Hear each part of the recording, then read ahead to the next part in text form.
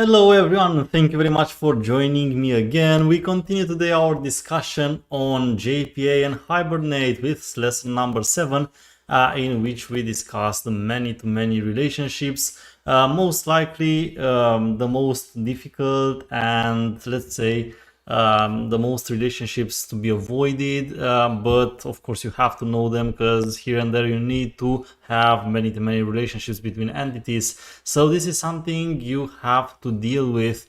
And of course, thank you very much for being here with me. Remember, you have a live chat in case you are here with me live. If you have questions, you can start discussions in the live chat. And if you are not here with me today, you can always leave your comments and questions in the comment section. And of course, remember, you can always follow me also on X and on LinkedIn, and we can discuss there as well. As I said, I will be discussing about many-to-many relationships, but first of all, I'd like to start with answering a question I had throughout the past week. And it was regarding the generation of tables from and by Hibernate. So remember that in most of the lessons, I will be using the create value here for the Hibernate HBM to DDL auto property to generate the tables based on code. But as I specified from the very beginning, I'm only doing this to save time during my tutorials and allow you focus not on SQL and creating tables and scripts, but on the JPA and Hibernate, which is the topic that we discuss. But normally I know from time to time there come questions about, hey, are we going to use this at all in real world applications? And the answer again is no. You will not use this. I mean, it's not recommended at all to allow Hibernate to alter the structure for you, which means that in all the cases you will have to find a way to have the tables before, and then your JPA implementation will only have to match on those tables. So what that means is that you will have to use the appropriate names for your attributes and or alter them with annotations instead of having the tables created by Hibernate, okay? And that's basically it. What is the difference between persistent unit and persistent const? I think I have just answered your question in a comment, Ali, but I will say it again. So the persistent unit is the bunch of configuration that allows you to create a connection to your database. You have a couple of ways in which you can create it. I have presented this couple of ways in the first lesson of this playlist. One of them is using the persistence XML file, which would be here in a meta-in folder in the resources folder, and in which you have to configure all the properties needed. The second way is the one that we use throughout the course, which is programmatically using code, okay, to provide all the needed details. Based on the persistent unit, you create an entity manager factory, and then the entity manager factory can be used to create as many entity managers as you'd like. So you can call this method as many times as you need, and each entity manager is managing a persistent context. Now, because you might have multiple entity managers, it means you might have as many contexts as you want. And what the context is basically the collection of entities, of entity instances actually, which you work on throughout a transaction and which will be mapped to a database at the end. So this is the difference between a persistent unit and a context. Again, you can find my answer also in a comment, so you can find it as well. Thanks for the question. Now, let me tell you what I'm going to do today. I'm going to create a couple of entities. I would say, let's take user and group. And let's imagine these two. So you have a user.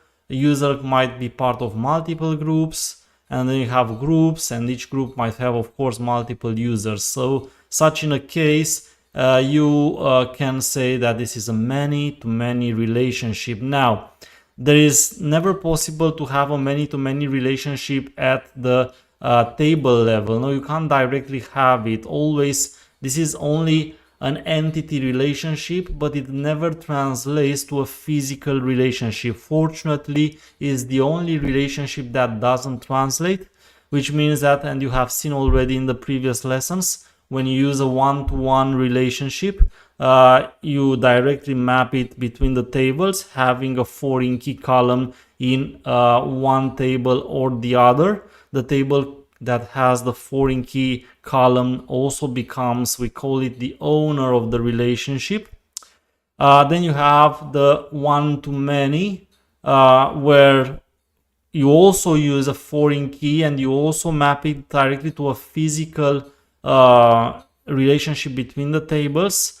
Just that here you only have one possibility. You cannot have one table or the other to be the owner. The owner will always be on the side of many. So the foreign key can only be on the table where the relationship maps to the many side. Now, for example, you have, I don't even remember what we had last time. We had something like a post and comment or something like that. So you have one post, multiple comments. So in that case, the comment will be the owner of the relationship. Now, in case of the many-to-many, this is funnier because you cannot apply it directly into a physical relationship between the tables, because now you have many in both sides. So to implement a many-to-many relationship, you need to use a join table. A join table is a table that doesn't map to anything in the ORM, and it's only used behind the scenes to create the relationship that you will implement through objects. So let me create two simple objects. So I said user, the user has a name, and that's it. Okay, and we can apply it. And the reason I'm creating the tables, oh sorry, I forgot the name of the table. The reason we are creating the tables now manually is to have the chance to refresh your memory and remind you that in reality we don't use the generation. Okay, we have already somehow created the tables, usually use some kind of dependency such as Flyway or Liquibase in the Java world to have version management of your SQL scripts, but somehow you already have those tables there. So I'm creating them by hand. I don't want to lose more time. I will create some videos on Flyway and Liquibase separately because it's not part of today's subject. But the idea still stays the same. For our topic, you always have the tables in advance, and I don't want the fact that I prefer in the majority of the lessons of this series to have Hibernate creating my tables. I don't want this to create confusion for you and understand this is the way to do it. No, this is only the tutorial way to do it, meaning that I'm saving time. But normally in the real world, you have the tables, you just have to write the classes according to how your tables look like, and that's it, okay? So that's what I'm going to do today, to take this as a refresher, because I had this question from one of you guys in the previous week, and I see it started to create confusions. No, and I don't want that, okay? So how would I create this many-to-many relationship? So first of all, allow me create the tables, the tables that will represent the real entities. So I'm just going to have two very simple similar tables because their attributes are not really essential. And what I was saying is that being that you now have many in both sides, you cannot have a straight relationship of a many-to-many kind between those, because you cannot add in either of them the foreign key, and in that case the only thing you can do is create a join table. So the join table, which you can name by standard, you name it the two entities with an underscore. Remember, the join table is not an entity, and when you decide to create a many-to-many relationship, the join table will not be represented in the code itself. So it will not become an entity itself. It's not an entity, it's just an utilitary table used to be able to map multiple records of the group table to multiple records of the users. No, so in this case the only thing you need here is a user ID for the user, group ID for the group. You may or not create a primary key out of this. You may or not index them.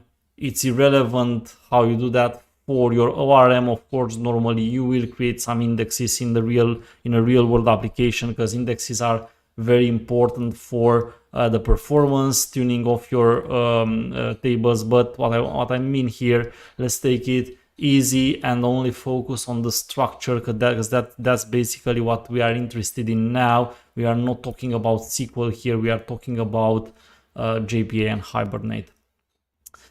So now you see, people ask me, hey, can I make now 3 classes and have these user groups as an entity, and instead of using a many-to-many relationship, use two one-to-many relationships? Because in this case you could see that basically what we created is a one-to-many physical relationship between the join table and either of these two tables. So you have a physical one-to-many relationship between groups and user groups join table, between users and users groups join table. So practically speaking, you could use what you've learned in the previous lesson, the one-to-many and many-to-one annotations, to represent this relationship if you consider this to be an entity. But this is not a best practice. So the recommendation is to avoid, if possible, the complexity of having many-to-many relationships, if possible. But if possible means if you really have an entity here, which is not only a table, a utilitary table that you use simply to make the relationship between the two. So sometimes we have many-to-many relationships, but they are naturally broken by other entities. And if that happens, of course, it's better to have multiple one-to-many relationships rather than a many-to-many one, which has more complexity. But if you don't have that, and you create a join table and keep the join table as a join table and use it as a many-to-many relationship, because from the modal point of view it's clear and maybe easier to understand, which creates a rather more maintainable code than having to do tweaks and tricks and splitting here and there where it's not needed. So fine enough.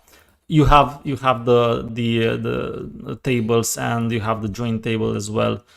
So that means going here now, I'm gonna build the entities according to my tables. See, so remember, I have put this. If you want, I can comment it completely out just for you to see that I'm not using it. Okay, so remember, this is the real world way to do it. You create somehow the tables and then you write the entities based on your tables. It's never the other way around. Only in tutorials you create the tables based on entities, because you save time, but normally this is the way. So this hopefully answered the question of whichever of my friends have asked it previous week. So user, I will create the user class. We all know it's an entity. Okay.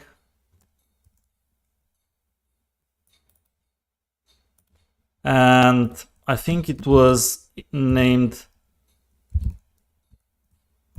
users. Okay, so I have to be sure, because if my name of the table doesn't match the name of the class, then I mandatory have to use the table annotation.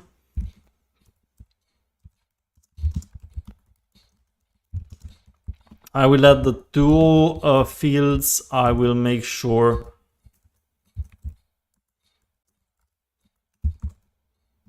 and I'm not even sure if I have correctly used the entity here. I'm going to check again to see if it tells me somehow whether the ID has been or not created as self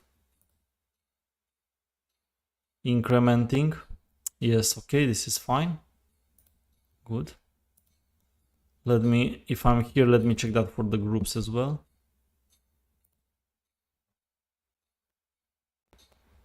Okay, this is fine. So I will then use the strategy identity, same as in the previous lessons. Generating some getter and setter stuff. Okay, and now I'm going to create a second one, which will be group. And these are the only two, so remember we have 3 tables, but one of the tables is not an entity, so it will not appear here. The join table will only be represented through the, you will see immediately when I create a relationship, the join table annotation, but it's not, it doesn't have its own class, it's not represented, its records are not represented by object instances in the ORM representation. So we only represent entities. Join tables are part of the structure behind the scenes, but they will not be represented by objects in an ORM representation. Okay, so I'm gonna create the entity table name. It's not users, it's groups. It's okay, ID name. We mark it appropriately. We use the generated strategy identity, and then we generate the getter and setter. And now, in terms of the objects, you will always have an owner of the relationship. And you have to choose. So same as in the case of the one-to-one relationship, you can choose which of the two entities becomes the owner. However, funny enough, in this case, it doesn't really matter which is the owner. It will not generate any difference behind the scenes because you will not have the foreign key in either of the table. You have a join table for that. So you can choose whichever of the entities you want, and it will be named in terms of the objects, the owner of the relationship, but it's not going to have any changes behind the scenes in the physical representations in the tables. Okay, normally same as for the other relationships, we can choose between having a one directional relationship and the bidirectional relationship. And when you already know, probably it's already lesson number 7, so I'm expecting you have already seen the previous couple of lessons, and you know that the one directional relationship is the one where you have the relationship only from one of the sides, and the main difference, I said, is when you will query, because you will be able to use the relationship only from that side, or you can have a bidirectional relationship, and in that case both sides know about the other side. Now let's try to start with having a one directional relationship. I will not create one in the group and one in the user because it's similar, so I will say just have the group here and say that the group has the users, but the users don't know the group. And let's say that this is our one directional relationship. And then once we create the one directional, I will also demonstrate how the bidirectional relationship works. So I'm gonna add here private. You can use collection, list, or set, like in the case of the many-to-one relationship. And these were users. Okay, so it's a list of user.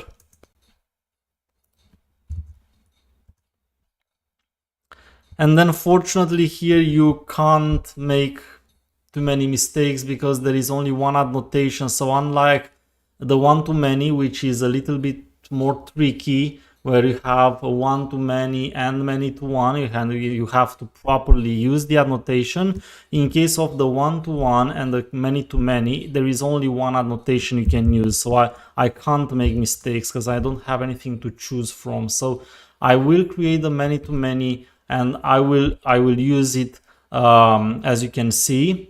And then, of course, and finally Copilot suggests something good in this whole exercise, because all the other was crap. You need to provide the information about the join table using the join table annotation. So let me see if this matches to what we have. See, we have the name of the tables, users underline groups. Users underline groups. This is a standard, so it's normal. Somehow Copilot knows that, because this is basically I'm using the standard way of naming them. And then you have user ID and group ID, meaning entity underline primary key name, entity underline primary key name. So join table, okay, and then I have the name, user groups, and then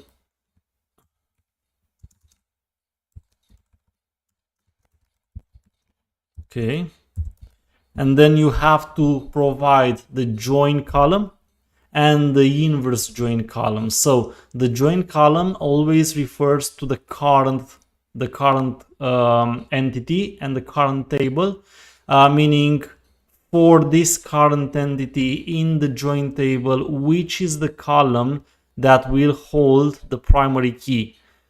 Of course, we can also say which is the foreign key from the join table that maps this entity.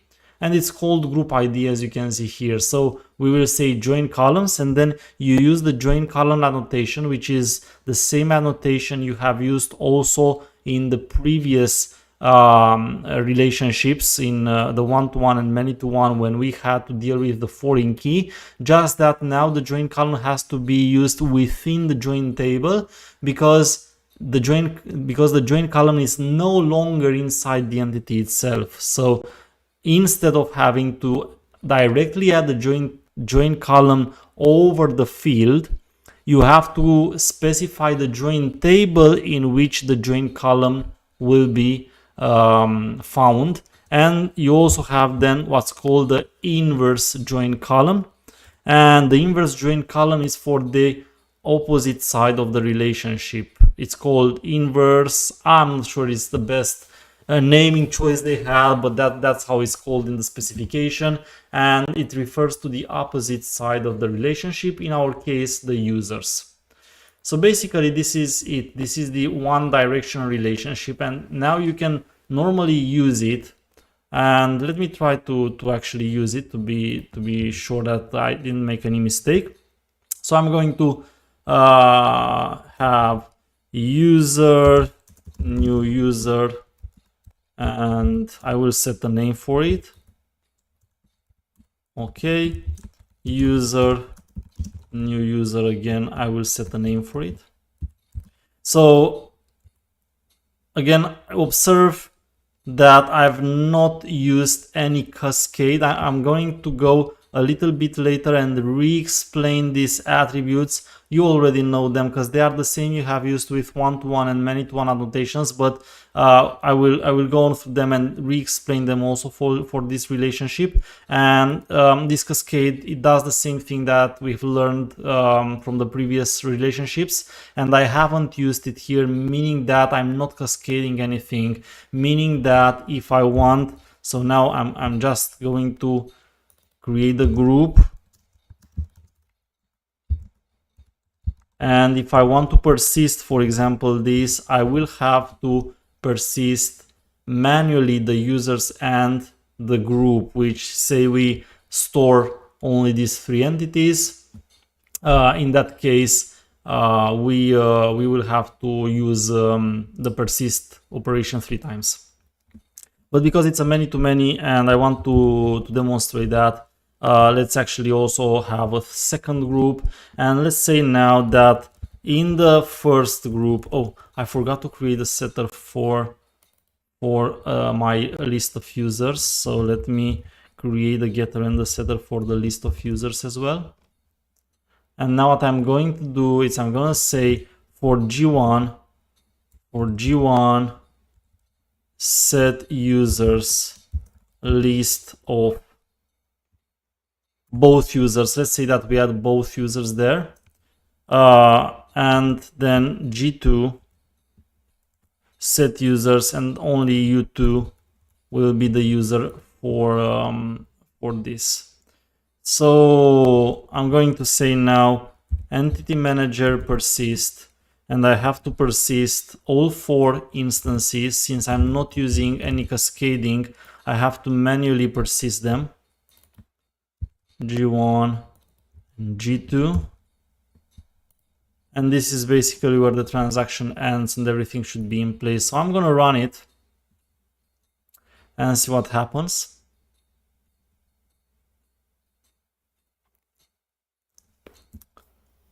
And then we're gonna step into the bidirectional relationship, and then we discuss the attributes on the many-to-many, and hopefully with this we might say we have discussed the many-to-many relationship as well.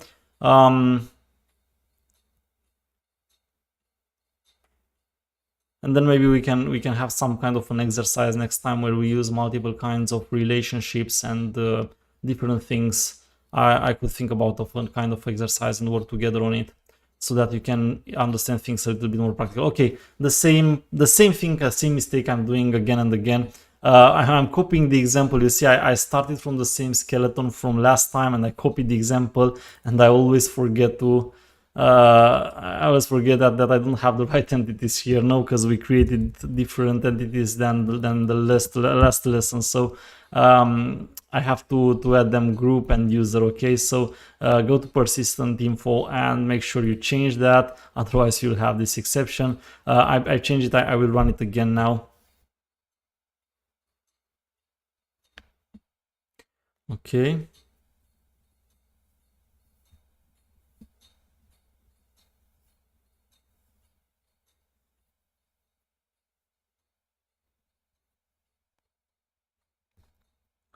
Okay, so I have a question, but you say in the Spring Security Marathon you had the one-to-many relationship between, and what was the problem there?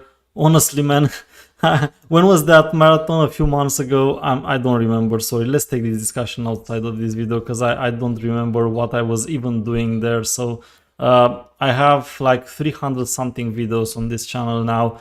I hope you don't expect me know them by heart, because I don't know them by heart. So let's take this outside and leave me the timing of the issue, and I'm gonna review it, and then I'm gonna answer you what was the problem. But I have to review it because I don't remember. Okay, so you see everything was inserted. You observe that I have no more create table queries here, because normally I have commented this out, and that was the plan for this video, because I want to clarify that.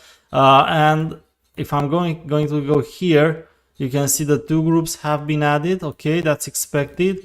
Let's see, we can see the 2 users have been added, and in the join table we can see that the joinings have been made. So both users 1 and 2 belong to group group 2. The other way, sorry, 1 and 2 belong to group 1, but only user 2 belongs to group 2, which is exactly what we were expecting. Okay, so it looks like is what we wanted to have, no? So it looks like it's working. And with this, I can say we have demonstrated a one-directional relationship between the 2 entities. Now, what if I want to make this a bidirectional relationship? So if I want to make this a bidirectional relationship, I'm gonna keep group now as the owner. So you can see once I've added the join table annotation somewhere, that becomes automatically the owner of the relationship. So now what I'm gonna do is I'm gonna go to the other entity, and I'm gonna specify here that a user belongs to multiple groups. And this way, because now you have both entities knowing about their relationship, you say you have a bidirectional relationship. So private list, collection, or set, again, you can use either depending on what exactly you want, the groups. And then again, there is no mistake I can make here, because I only have one annotation, many-to-many. But now is the funny thing. So remember, whenever you have a bidirectional relationship, you mandatory have to specify the mapped by attribute. Remember that the mapped by attribute is always on the opposite side of the ownership of the relation. So join table is always on the ownership of the relationship, and mapped by it's always on the opposite. So that means that in the user now I have to go and say mapped by, and then the name of the attribute here, which is users. You can find it. And then of course I'm gonna create the getters and the setters. Okay. And in case I want to recreate the users the same way, what I'm gonna do, I'm gonna clean this table. So let me truncate all of the tables. Actually, I think I need first to truncate the join table. So I'm gonna empty them.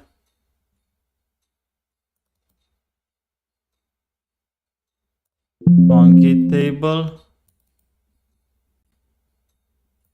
Truncate table. Okay. So they should be empty now.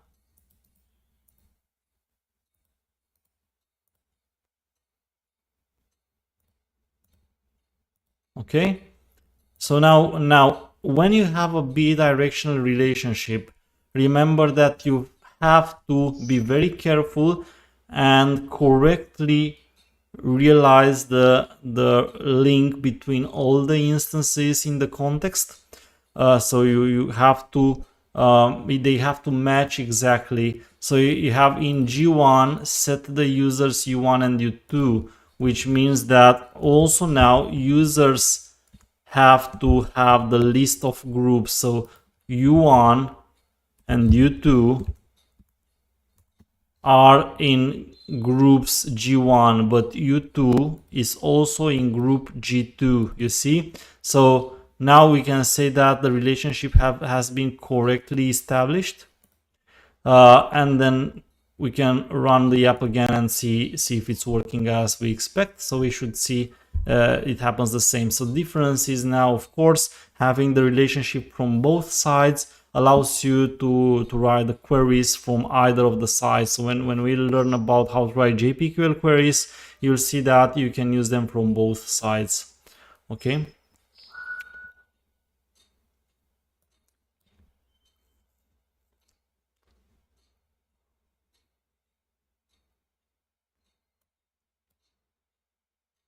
Okay, we can see that some entities have been some rows have been inserted in the records, and we can go and normally we should see the same thing.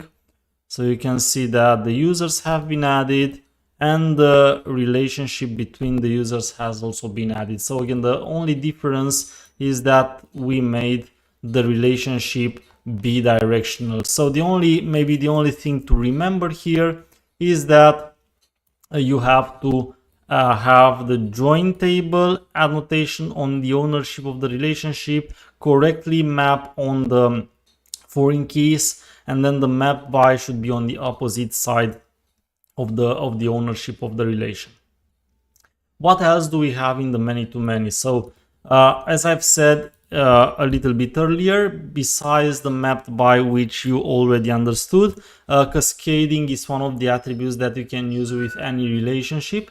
And same as we've discussed in the previous lesson, you can choose what you want to cascade. Remember that cascading all operations is usually not recommended. So you usually have to specifically select the operations you want to cascade, and trust me, in a real world scenario it's rarely that you want to use all of them. So even if you will see in examples all over the internet a lot of cases in which people demonstrate cascading, and being lazy they only use the all here and that's it. Remember that in a real world app, if you only need a persist, you only put the persist. If you want, say, persist and remove, then what you can do, it's use the vector syntax and then use whatever combination of operations you want, but you have to put them explicitly. It's always less risky to put explicitly the operations. So in my case, if I put the persist and remove, it means that only these two operations will be cascaded to the childs in this example. So what does that actually mean? It means that if I'm now persisting, I was in the group, no? So now if I'm persisting the group, automatically the users will be persisted as well. So that actually means that I only need to persist the groups. Now let's see what happens in case of doing something like this. So I'm gonna truncate the tables and rerun my example.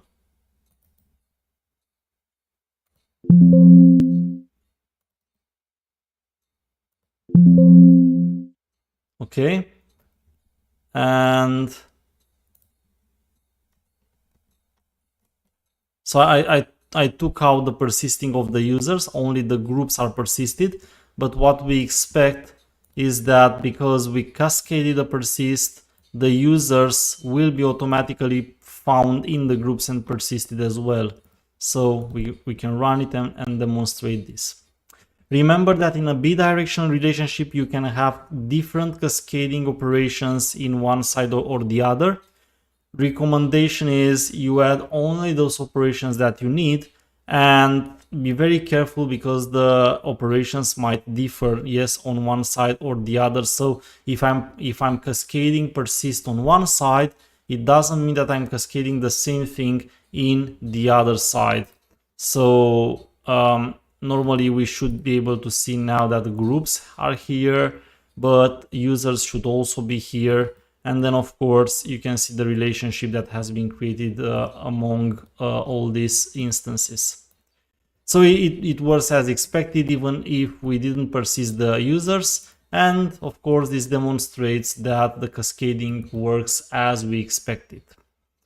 The other attribute that's very important is the fetching. You can remember as a general rule that collections are always with a fetch lazy by default, and I think I was explaining you in the previous lesson why this is the case, because if you grab the data and you have them in a relationship to many records and you accidentally load them because you set your fetching to eager, then you can run into memory issues. And normally, in my experience, whenever you have a relationship, it's very likely that you never need, or you very rarely need, one entity and all the other rows, which might be many, no? All the other rows with which this one relates. Usually you have to filter them based on something. Like imagine you have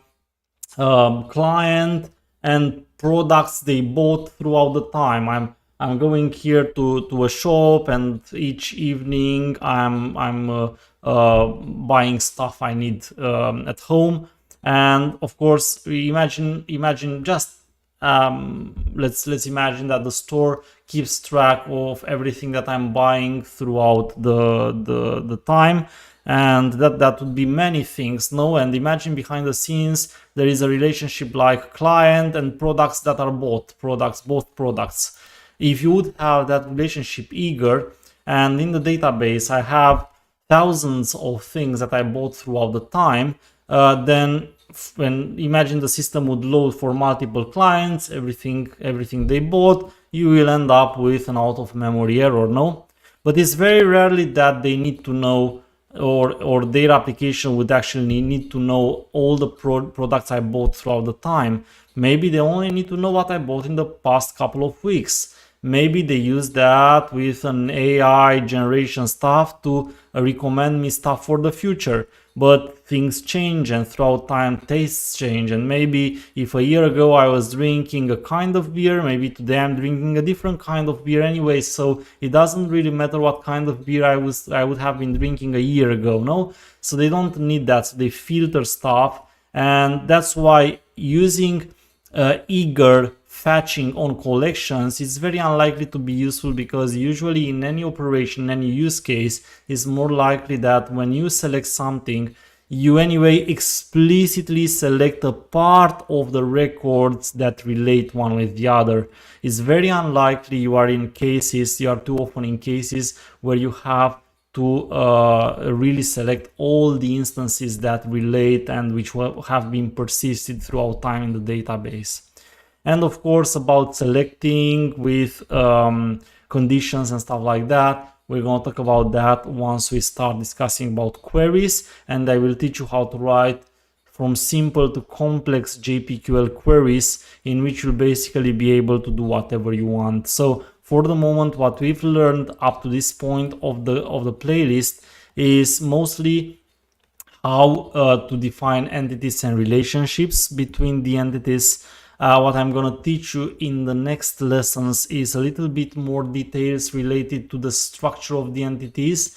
We didn't talk too much about enumerations here. If I correctly remember, we didn't talk at all about using enumerations. You will see they are also important. We didn't talk about having embedded objects. I only remember we have discussed about primary keys and using embedded for that purpose, but we didn't discuss about embedding objects in general which are not keys.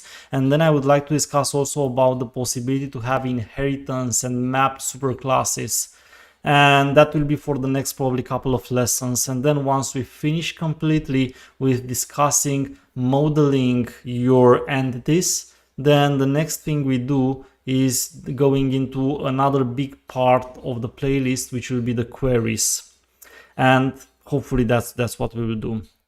Okay, let me take if I have questions, some last questions for today, and then we will end for today. And as I promised, we meet next time to discuss the last part of modeling your entities, so that we can then start the very important side of having queries, learning queries, and everything you need to know about them.